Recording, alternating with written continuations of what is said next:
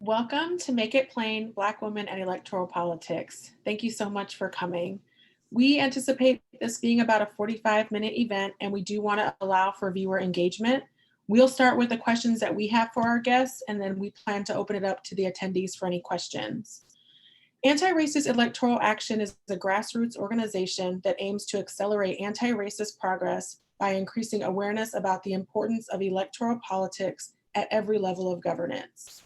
Tonight's event is a second in a series where we will be discussing strategizing anti-racist electoral politics at the local, state, and federal level.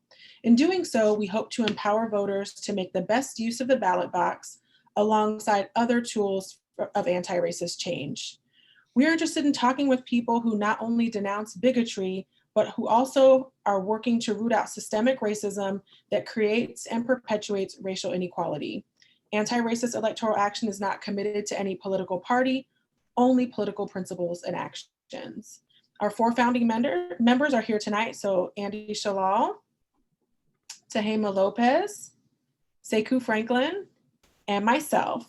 And although we wear many hats in our individual lives, our work with Anti-Racist Electoral Action is in our own capacity as private citizens, and our views are our own. The views of the guests belong to them alone as well. We are grateful to have our guests tonight, Representative Merlelyn Bell, Oklahoma's House District 45, and my former representative, thank you, and Natalie Collier, founder and executive director of the Lighthouse Black Girls Projects. Welcome, Representative Bell and Natalie, thank you for coming. Thank you, thanks for having us. Tonight's theme is Make It Plain, Black Women in Electoral Politics. When planning tonight, we wanted to speak to Black women who represent and advocate for the interests of Black girls and women. These women are not only engaging in electoral politics, but also giving us tools to think about what is best for Black women and girls in our political system. So to jump right in, let me first ask Representative Bell, what are you doing as a representative to promote anti-racism? Excellent. Well, thank you, Andrea. Thank you again to each of you for being here and being present for this conversation. I've been really excited about this, so thank you so much. So to answer your question, what am I doing to be anti-racist in office? I'd start out by saying that the first thing is educating myself and getting comfortable in the history of my own personal journey to the state legislature and the history of our city and state. So Norman, like so many other cities across the country, is not unique in the fact that we've had many challenges when it comes to race in the past, but it's also part of a very interesting state. Oklahoma, the way I like to think of it is the same way that author Rilla Askew discusses it in one of her essays, one of my favorite essays called Most American. Oklahoma is America. It's a microcosm of America. It's sort of America's story intensified to the 100th power is what Rilla says. And I find that to be very true. You know, if you look through history and all of the challenges that we've had as a country, those things have definitely happened here in Oklahoma. And to be quite honest, for a good part of my life, I'm 40 now this year. But before that, I spent many, many years not knowing and truly understanding our shared history. Even as a Black biracial woman, a lot of things were unknown to me and not truly understood. So I do a lot of work to educate myself and know the sort of historical basis from which I come and our state comes. And then I always try and keep those things in mind when I'm at the Capitol. So when we're talking about policy, when we're talking about potential legislation, I always have the intent and use the intent of centering Black voices in those conversations. And I think it's critically important that we do that. Not only that I do that because I represent so many Black and brown people from East Norman, but also that we're doing that because for a very, very long time, there were very, very few voices. And quite honestly, there are still very few voices at the state capitol who know and understand the Black experience and can speak to it when they have a seat at tables of influence, like the ones at the Capitol. So I'm always keeping that in mind and trying to center those voices and those experiences in my thought making and decision making process. The third thing is working to educate other people. You know, I joke about this sometimes, but it's really true. As a Democrat in Oklahoma, a very, very red state, as we say, we don't always have the opportunity to tally wins in the win column when it comes to legislation and driving forward that legislation. And that's for a multitude of reasons. But what we can do is educate our constituents and bring them along with us as we learn and grow and understand what's going on in our state. So I'm always working to educate others on how to be anti-racist and just educating them in general. You know, I host online forums about specific issues, whether that's criminal justice reform or state questions that could affect them.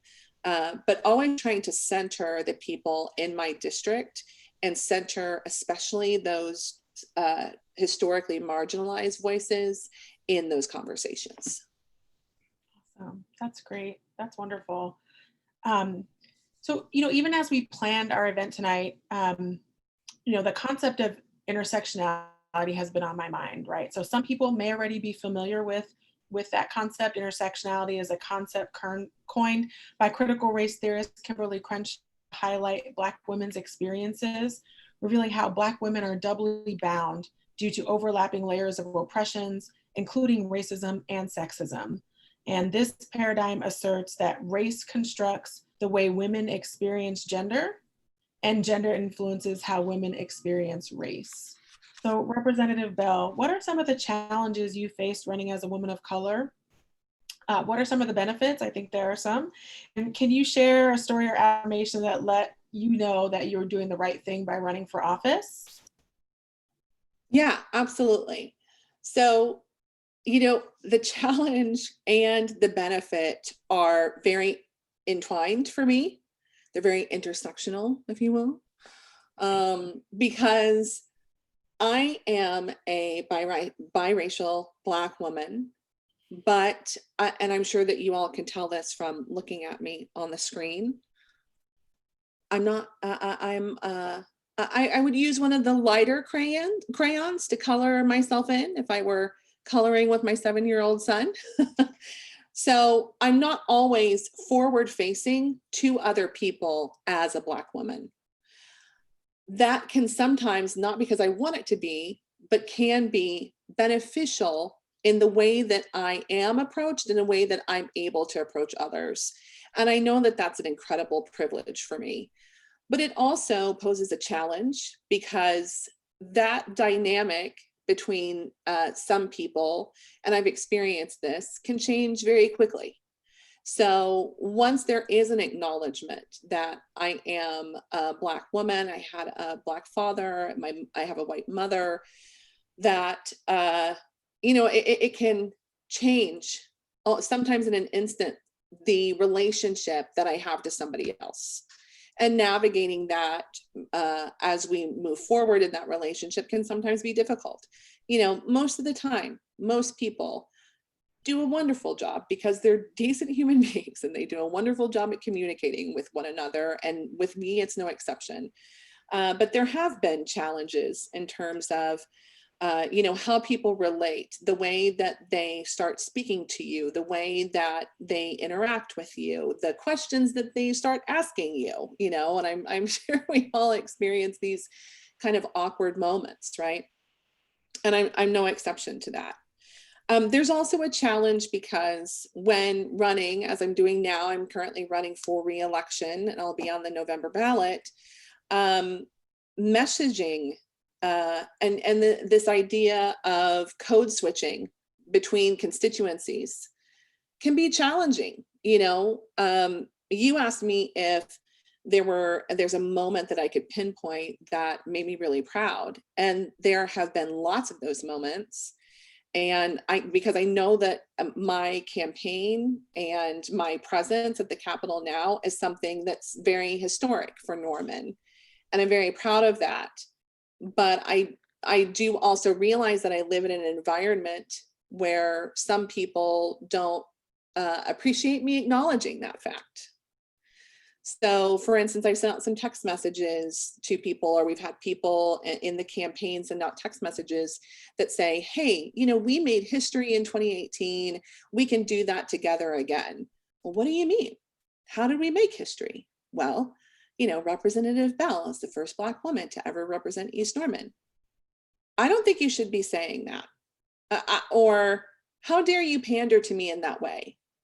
Or just, I'm not a racist, so I don't, you get very interesting responses from people who say, I'm not a racist, but I don't think that you should be highlighting that. So there are definitely challenges, but the way that those things get balanced out in my mind and in my experience is when, as was the case last year when I attended an event, I had a young woman come up to me, and it was a competition it was sort of like a speech and debate style of competition. She came up to me at the end of the competition and knew a whole lot about me and said, I've seen you do this, and I watched you do that, and I saw this on YouTube, and I follow you on Facebook, and all these other things, and got quite emotional about it. And said, I'm just so glad that you were here. And I'm so glad that that I was able to do this competition in front of you. And I thought, wow, I thought I was the only one who gets really emotional about this. So it was really one of the first times that I realized that what I'm doing actually does have an impact on other people that extends beyond policy making and extends beyond that educational aspect that I focus on. Sometimes it's just about representation and how much that matters to someone. And that is always a little, nugget that I keep in my mind when those other awkward conversations are taking place, or that other code switching is taking place. That's awesome. And one last question before we turn to our other guests, but okay. We are living through a pandemic. So what policies do you think are needed that are mindful to women and women of color specifically?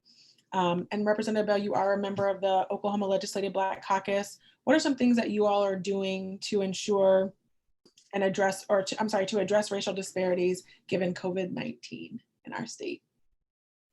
Yeah, so, our session here in Oklahoma is from February to May. And the date that we end varies in May. But the end of the legislative session was actually shortened because of the pandemic. We started doing a lot of work from home. So we haven't actually met together as a Black caucus, which we used to do every week. Meet together, collaborate, discuss the things that were coming before us in session. We haven't actually met since March or late February. But we're always still in really close contact with each other, especially now, having Zoom meetings, having phone calls, keeping track of what is happening in each other's communities and sort of collaborating in that way to see if there are ways that we could help each other. But, like so many other things or so many other jobs, people have gotten sort of pulled apart. So I'm looking forward, though, to getting back together in the spring, seeing what specific challenges we can address together through legislation and policy creation, but just sort of waiting and looking forward to that. Fair enough. I will say, just as everyone knows, as Representative Bell mentioned, we have a Republican majority in our state house and a Republican governor. And I know the reason I asked you is, I know that you all have asked the governor for some things. I don't think that he has been amenable. So I did want to just point that out. I think that's a very diplomatic way of saying that. Okay. Tarima?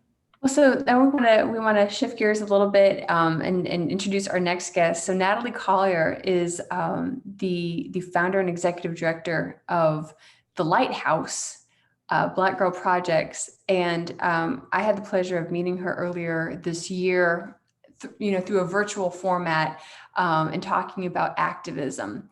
And I was just so blown away by the work that she's been doing with her organization and the vision that they have. And so I'm really very happy that she could join us tonight. She's going to talk about hopefully more about the organization. And then I'm going to put in the chat like some of the tools that that they have made. And that way you can, partake and see what they're doing. So for just a moment, I just want to ask, could you please tell us about the Lighthouse and your mission there? Yeah. Good evening, everyone. I tell people all the time that we do leadership development for Black girls and women. I also tell people all the time that we get a lot of pushback for saying what we do is leadership development. Because in my mind, people have a pretty myopic view about what leadership development looks like, particularly when you're talking about girls and women. For a lot of people, leadership development is about etiquette classes and respectability. And for us, it is about building power and community and self-awareness. And so that can look any number of ways, depending on the program or initiative that a young woman, a woman, or a girl is engaged in. We have 9 projects, and programs and initiatives fall under those 9 projects. There is one project that is exclusively about boys and men, which is called the Redefining Adam Project. But even that project centers girls and women. So the mission of the organization is to, we say, to provide an unflickering and revelatory light to girls and women in the Southeastern United States. One of the reasons that the organization is named the Lighthouse is for an Ella Baker quote. I love me some Ella Baker. Mm-hmm. And Ella Baker has a quote that says, "Give light and people will find their way." I think it is incumbent upon us not to be prescriptive and directive in the way that we work with girls and women, but to provide opportunities and options, and for them to tell us what, for example, success looks like for them, and for us to be a support to them and provide resources to them so that they can find their way to that. A part of the way that we do that is through our motto. You hear people who have had any, who have spent any time with us. It doesn't even have to be in a significant, any significant amount of time, is through our motto, power is space and time. Mm-hmm. When I first started saying that, I said it because, I meant it. I thought it was like, I believed that. But over the years, we'll be 5 in the spring, in March. And I believe that to be more true now than I did when we adopted that as a motto. For me and for us, what that means is that any true power, whether that be personal power or even institutional power, is built from having the space and the time to explore, to fail, to have joy, to make mistakes, to wander, to rest, to do any number of things that far too often Black girls and women don't have the luxury of doing. And so from those things, with those things in concert, come what we believe is power, right? And then the next step beyond that it is incumbent upon us to understand our personal, our collective power, and then not to use that power to harm others. So that's a little bit about what we do at the Lighthouse. I think I answered the question. Yes, you did, and you almost brought me to tears. So this is, it's so powerful to think about, and I'm really glad that you talked about your motto, because especially I think a lot of people are experiencing what space and time means a little differently now too. It's like it's been brought into relief during this pandemic, the preciousness and the empowerment that one can have in that. And so thank you for that. Andrew, I'm gonna hand it back to you, and then I'll be on the chat. So go ahead. Perfect. Thank you. Natalie, thank you for sharing your mission statement and your motto. We did have it here. And so I was like super glad when you said it, because I was like, it is a very powerful statement. And I think that's great. So you did develop this legislative tracker, which is designed to give a comprehensive overview of the legislation proposed that impacts stakeholders, Black girls and women, in the communities we live in and love in one way or another. Can you share with us what made you develop the tool, and how can we get our legislators to use it? Let's start at the end first. I don't know. I have no idea. So yeah, the legislative standards. So we started out. I just heard myself sound just like my cousin with the so. Sorry. I'm just myself wherever I go. I apologize for that sometimes. Don't. So we started out doing, we have a series that we call Under the Dome. And that was a lot of just kind of keeping up with what was happening at the state capitol here in Mississippi. So as we started to pay attention to that, because we work with people who live in other states, we started to like, okay, we probably at least better pay attention to, things that are happening in other states also. So then Under the Dome started to, include some stuff that was happening in southeastern states as well. So we did that. So then we went from that to the legislative tracker. So with the legislative tracker, our intention was to, as a part of our news and information sharing, say to people who were following along on our blog, on our social media sites, there's legislation happening in your state. And these are the things that we think that probably you might want to pay attention to. You might want to pay attention to it because it's awesome, parentheses, probably not, close parentheses, but it may be awesome. But you probably want to pay attention to it because there could be hell to pay if this passes, right? So we started doing the legislative tracker thing.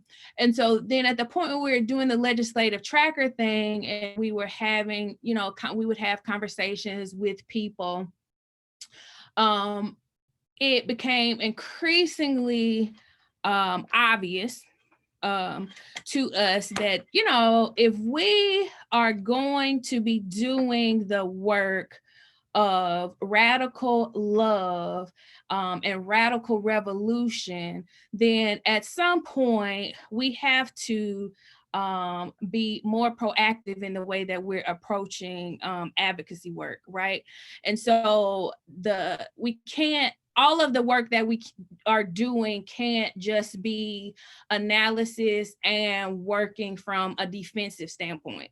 So what can we do that is proactive and like running with the ball, as opposed to trying to stop the people with the ball? My boyfriend would be really proud of me for that. So that's where the legislative standards came from. So that was our first attempt at that. Okay, so it's one thing to say, here are the bills that you need to pay attention to in your state.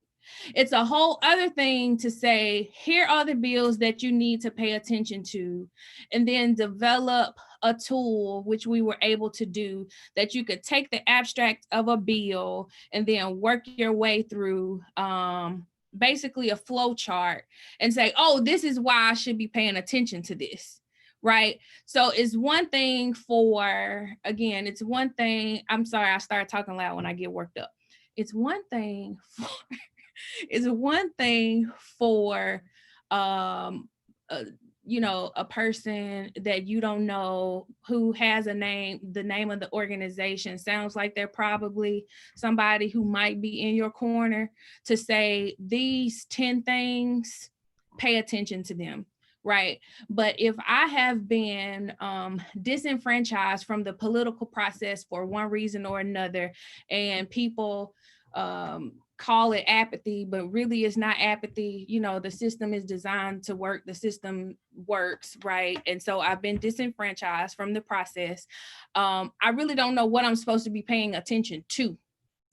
And so I got this tracker. So I take this bill and then I'm working my way through this flow chart, and all I'm doing is answering yes or no questions. That's really simple. I can answer yes or no questions.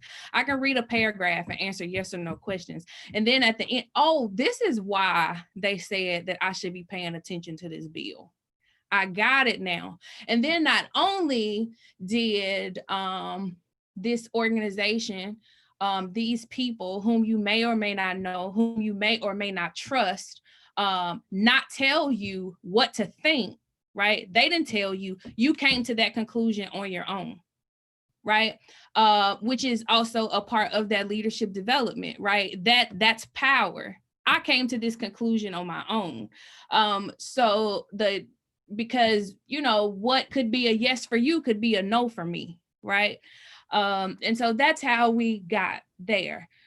So now we are at the point where we're thinking, you know, Audre Lorde has this quote that most people have heard, you know, the master's tools will never dismantle the master's house. But also we know that, you know, some things that the master does, you know, they have worked, and they work for a reason. So now we're thinking, okay, so the thing, we're still having this idea about working on the offensive. So one of the things that we know that works is Alec gets together a bunch of people and says, these are the bills we want to push. These are the bills we want to push. Well, we could do that. Mm-hmm. Like no, we don't have a lot of money, but we could do that. Now, what does that mean? That means that we have to steel ourselves, right? Because we like Representative Bell, live in a place that is notorious for regressive policies, right? Particularly for women. And then you add on multiple layers of oppression, and then you get, you know, for lack of a better way to articulate it, multiple layers of hell for those people, right? Mm-hmm. But so what you do is just steel yourself for it, knowing that we're going to lose a lot at the beginning. But at some point, right, if you just keep pushing and you keep pushing and you keep pushing, somebody's going to pay attention to you. Mm-hmm. Right. And in the meantime, the people who are playing defense, that's not taking anything away from them. Because you need defense. You keep playing defense. We'll be over here getting ready for at the point when somebody drops drops the proverbial ball, drops their defenses, does whatever, and it's just like, oh, we ready to run. We are ready. So, yep, that's that. Thank you. And I just want to point at that everything that she's talking about, these resources I put into the chat. So go on and click, and you'll see this flow chart on page 6 is just speaking just so clearly and so beautifully. I love it. Sorry, go ahead. I'm going to mute myself again. Yeah, it's okay. Yeah, Natalie, I love that analogy of sort of offense and defense, and sort of how do we prepare, right? How do we get ready to prepare? And thinking about this, and I'll ask both of you this question, but y'all are doing so many great things, and y'all are really, advocating for others. Who mentored you, or what kind of mentors did you have to sort of make this decision to sort of do this work? And again, it sounds like both of you are mentoring other people, so I see that we're sort of paying it forward. But Natalie, if you could talk about who mentored you, or how did you end up in this wonderful space? Yikes. I don't know how I ended up in this space. My mentors really are my grandmother, my mother, my aunts. There are certainly other people in my life who have had a positive influence on me, but for the most part, those people have been like one-off experiences. I have been fortunate enough that the people that I have lived with and grown up with, and went to church with, worked my summer jobs with, all of those people have been consistent in my life, have had integrity and been authentic and admitted when they messed up and apologized. And that has meant a lot more to me and a lot more for me than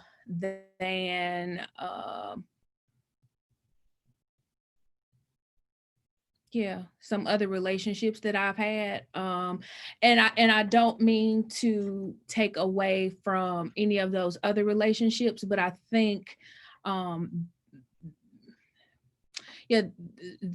my aunts and my grandmother, and that those relationships have been and again, I recognize that it is because of the work I do. I recognize that can be pretty uncommon, right?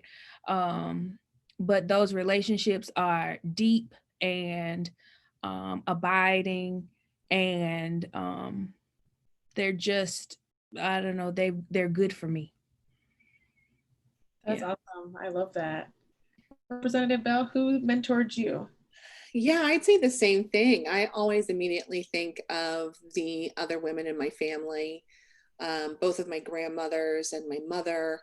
I had one very, very feisty great grandmother who was very inspiring to me in so many ways. But in terms of politics and how I kind of ended up in the political realm or in government, I had other women who were determined to run or who had helped other women run. So, I always had this kernel in my mind, especially after I had visited the Capitol several times and looked down from the gallery at what was going on and thinking, that does not look that difficult. I mean, I don't want to diminish it, but I feel like I could do that, but I'm not qualified and I didn't take the right path and this and that and the other. Well, the truth of it is there is no right path when it comes to public service. The desire and the drive to serve others is the path. So once I realized that, and once other people, especially other women, looked at me and said, yeah, you could totally do that. Even though in the beginning I told them no, like, no, on the inside I would think, oh my God, she sees it too. Maybe, maybe it's true. But on the outside, I just said, no, no, no, no, no, forever.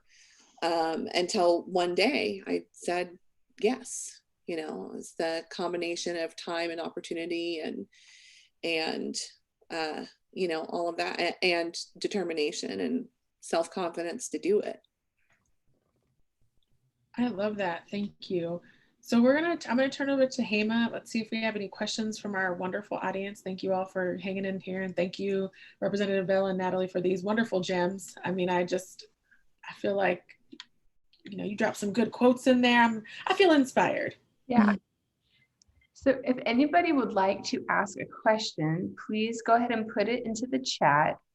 We are recording, and I will not name your name when reading out the question, but go ahead and feel free to just put it in the chat. We do have other questions in case there are no other questions from our attendees, but we wanted to open this up. Anything on your mind? Go on ahead. I can almost hear the typing. Not yet. Oh, how about this? Should we go ahead and just ask one of our last questions, and then I'll just keep looking. So just send it our way. So if anyone, obviously earlier this summer, we had both the DNC and the RNC where, each party nominated their candidates. And so one quote that really stuck out to me during the DNC was from Causey Watkins of North Carolina. And she said, "I've been doing this for a long time, so let me just be plain. Black people, especially Black women, are the backbone of this party. And if we don't show up, Democrats don't get elected." And that quote just hit me like a ton of bricks. So Representative Bell, as a Democrat, what are some things that the party is doing in Oklahoma and our state to represent Black women and girls well? And maybe, what are some things that the party could do to improve on that dimension? Oh, yeah. So, the first thing I would say is that our last election for state party chair, which I guess happened last year. Time feels like such a meaningless construct at this point. Yeah, fairly recently. We actually had 2 Black women who were running for state party chair as our candidates. So no matter what, in my mind, we were going to have a win, which was super exciting. Our Democratic Party ended up electing Alicia Andrews, who is from Tulsa, Oklahoma, who has been amazing for our party. Absolutely amazing. Her leadership, her determination, the organization that she's brought to the party are all very, very welcome in my mind. And, I've seen that leadership not only in practice, but in a more, sort of nebulous way of thinking about it,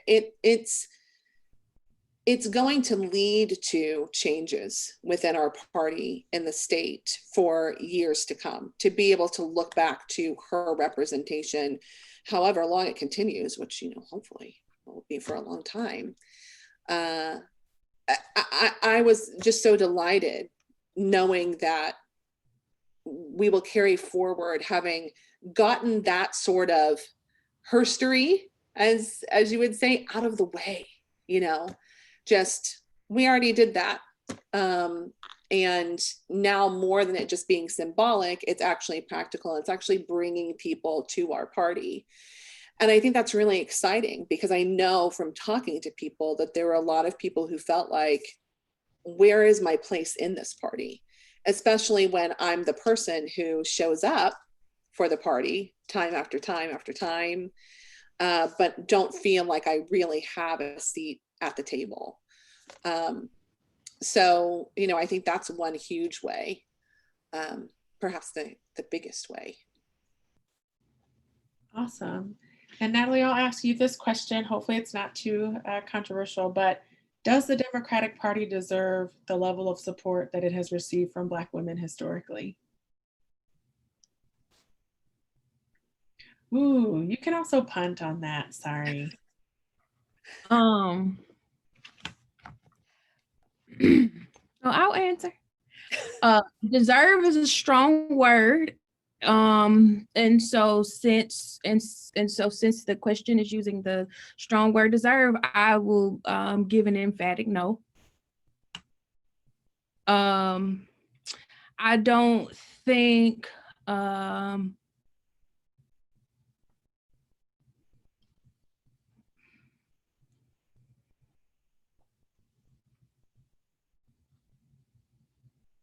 I don't think any political party deserves anything from anyone. I think political parties are largely inflexible institutions. And just like most inflexible institutions, there are people who want to do good for the most number of people in them.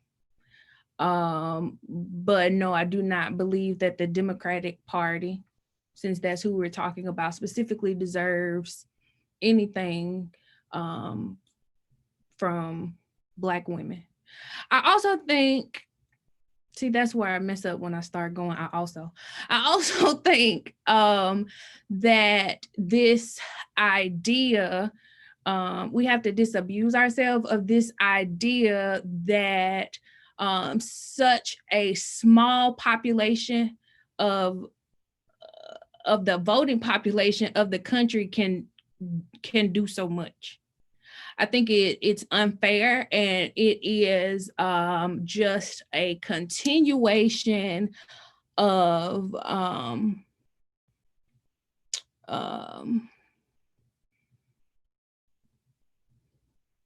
Black women as mules. Like, I don't owe you work, right? I don't owe you to fix the country. I don't owe you, like Representative Bell is doing what she has been called to do. Like, that's what she wants to be doing. She's not doing it because she owes it to anybody, right? Yeah. I could do a lot of talking about that, but we'll do that when other people aren't watching. I appreciate your honesty, and I think you're right that there is often in social media, oh, Black women come fix this, right? And you're right, that's a lot to put on we are such a small portion of the population. So yeah, I appreciate that. Yeah. We have some questions. Now that I have enabled the chat, because I'm still getting the hang of this here. So we have a few questions. The first one I'll say is, Ms. Collier, I love your mission. I love your spunk. Will you be running for office in Mississippi? I think my mouth is too big. I don't know. Shake, no from Representative Bell. I don't know about that. A couple people have asked me that. I don't, that is nothing that I have seriously ever considered. And that's not like how people say that and then they'll run for something the next day. Like, it's not like that's a real answer. I've never seriously considered that. Okay. Ms. Bell, Representative Bell, how do you organize your campaign in Norman? How do we organize? People would like to know. So we do that in a number of ways, a little differently than I would say that people traditionally organize, because, the traditional way of organizing is to have a really strong ground game, as they say. That means knocking every door and trying to make an in-person contact with as many voters as you can. And I think, and I could go on a tangent about this, I always do, but one of the things, especially in Oklahoma as a Democratic Party, that we always encourage candidates to do is to knock, knock, knock. A candidate's only responsibility should be knocking doors and making phone calls to raise money so that their staff and team can handle everything else. But even before COVID, I saw that there was such a huge groundswell of activity on social media platforms. And, I think everybody here knows that. So I do a lot of work trying to connect to people digitally. And part of the reason for that is because my district is half rural and half suburban. So, and not rural, like separated by miles and miles, like some Oklahoma districts definitely are, but in a way that would make walking less efficient and less effective, especially to a group of folks who don't necessarily, they moved where they did because they don't want you knocking on their door every single day. They value their privacy and they value their space. So, we really focus on reaching people where they are. And the majority of our people, really of all Norman, seems very, very engaged on social media.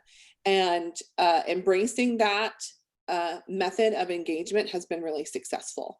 So we do a lot of digital outreach, and not just paid outreach, but just having conversations with people online, going to pages where people are active, sending text messages.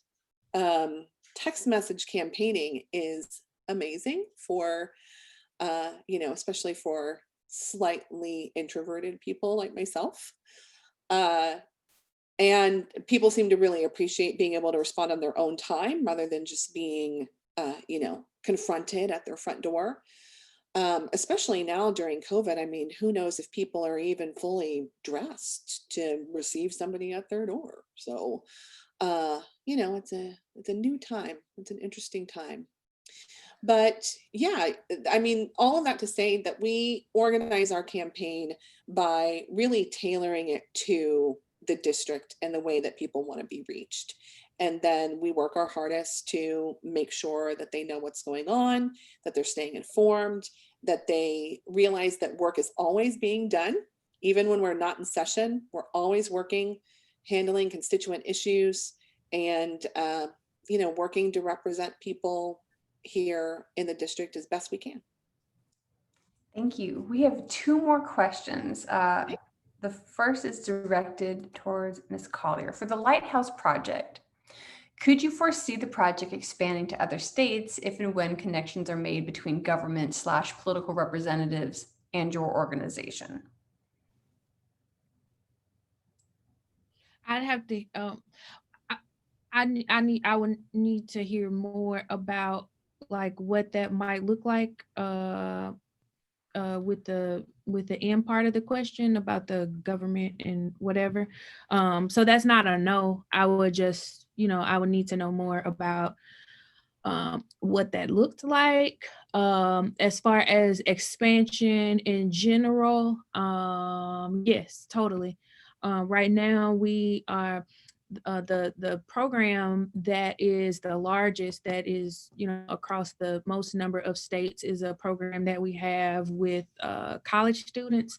And that program now we have relationships with 15 universities from as far west as Prairie View A&M University, and as far northeast as Howard University. So along that, along that geographic area.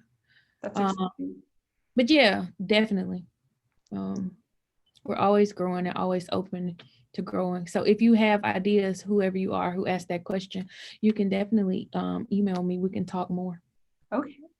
A question I think is really could be for both of you. Can you share a specific trial that you've come across or are coming across in these specific leadership roles, and how you've chosen to combat or overcome that trial? So whoever would like to take that one first. I'll go first. Yes, definitely. To put it plainly, I think there are a lot of challenges to being in public office that I wasn't quite expecting. But, you know, the main one is not so much about something that has been forced upon me, like a challenge outside of myself, but a challenge within. And that's really, and, you know, I joke about this with the members of my caucus because they call me the nice one. And I always try to enter a conversation from a place of niceness and respect and kindness. And I don't always get that back. And I'm fine with that. That's fine. But I also think it would be kinder to myself to not be so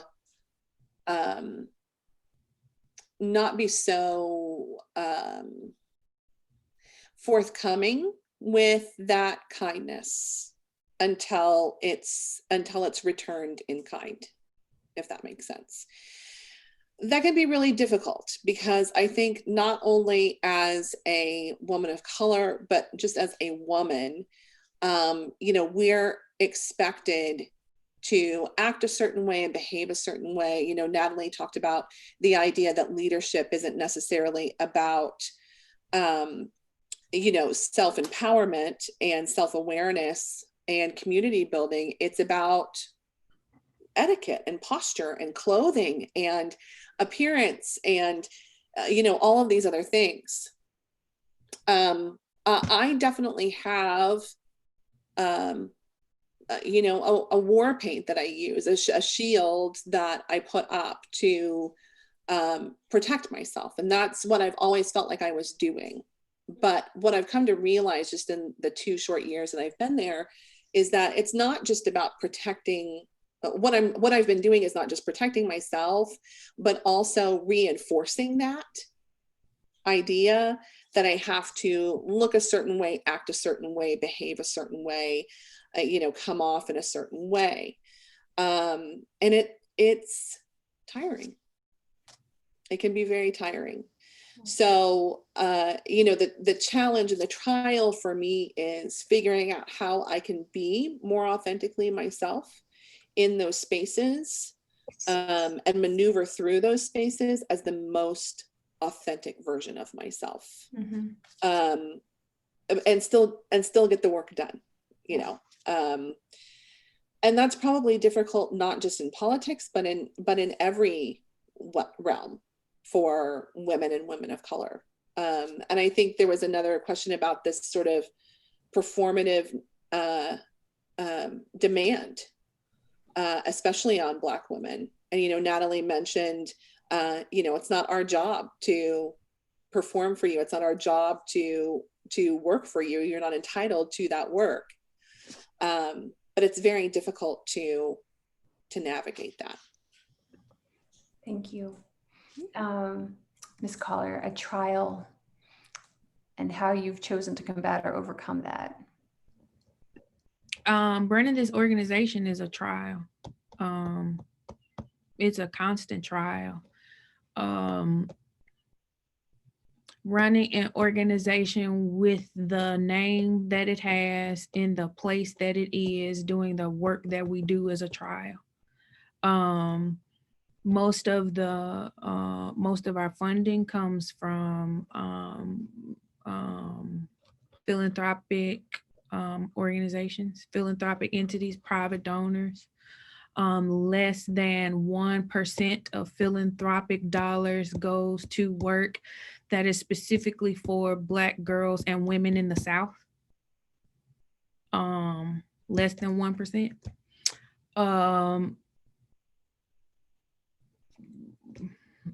I mean, yeah,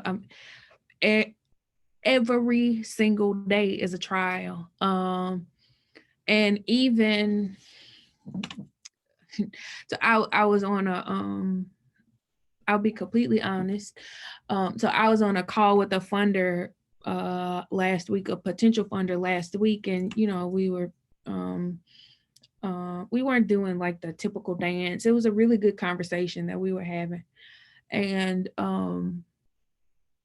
at some point, I was on the phone with two people, and they were having a conversation basically between themselves in the midst of our conversation, basically like, you know, trying to figure out where they would put the work that we do in a portfolio, and just trying to figure out like, where would this show up? Like how could we justify funding this based on the current funding structures that we have, right?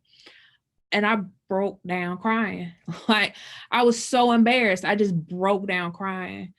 Because I recognized in that moment that the solution, if you will, to a lot of the things that we say that we are working to eradicate, that I had come up with vis-a-vis this organization itself was a problem to people who fund solutions, right? Because it is not done in the way we work is not done in neat boxes. And like they were just like didn't really know what to do with it. Yeah. I'm never not having trials. Like I cry a lot. I'm stressed out a lot. Mm-hmm. I take a lot of medicine. Mm-hmm. Like, yeah. It's hard. Thank you for sharing that, and for, you know, every conversation I've had with you ever has been so genuine and really empowering, even in the vulnerability of the moment. So you've definitely blessed us with that tonight, as well as Representative Bell. There was one more question that was asked that I think kind of is a nice kind of rounding out, given the title of our event. The question is, as Black women, how would you make it plain to those we need to promote our community? And perhaps maybe in our community, maybe that, you know, is an anti-racist community. So how do you make it plain?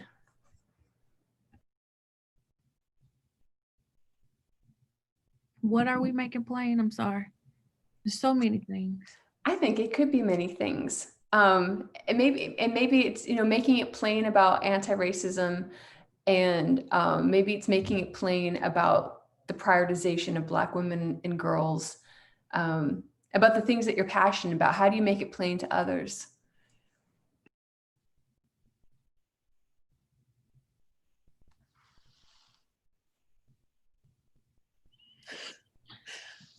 I'm waiting for This is now. where that power of space and time really was real.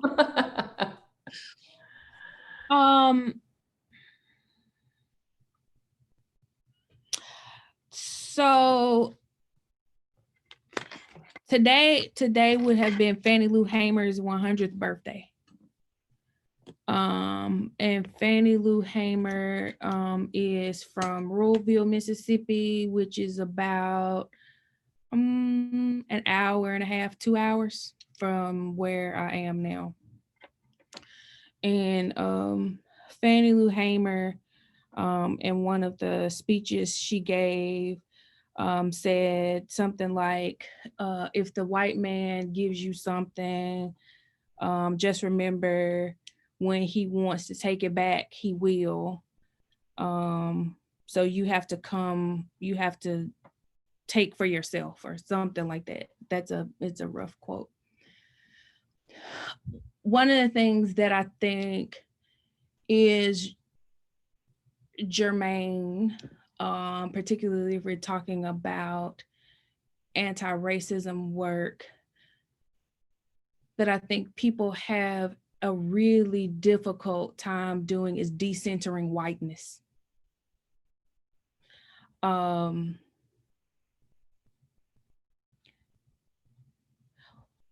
So much of what we do is based on a response to whiteness.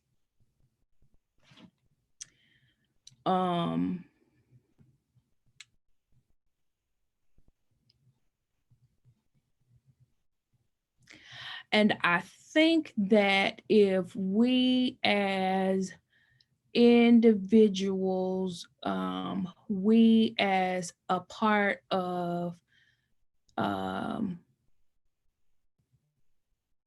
tribes, whatever tribes we are, right? That we are a part of, and I mean that in a very general sense, right? That in our quest to self-fulfillment and self-awareness and self-satisfaction,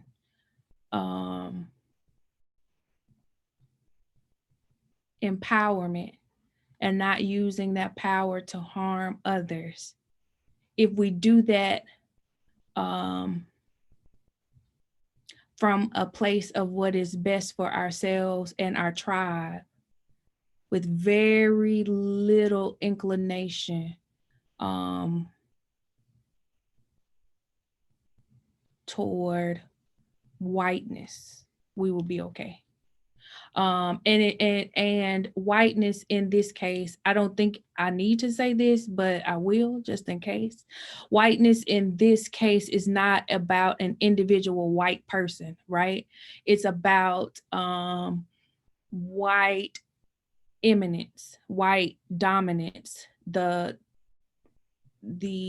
systems that have taught us that the very things that we are, the very things that make up who we are in our divine selves are not okay and not enough, right? If we decenter that, we will be okay. Thank you, Natalie. Representative Bell, how do you make it plain?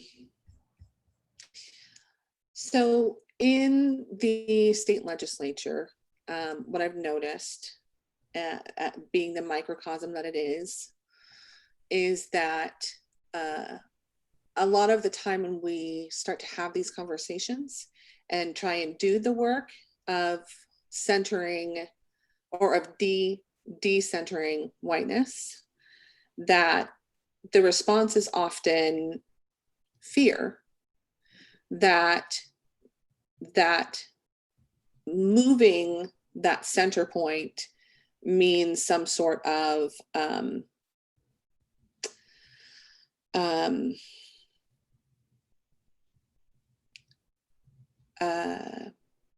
lessening of influence and of,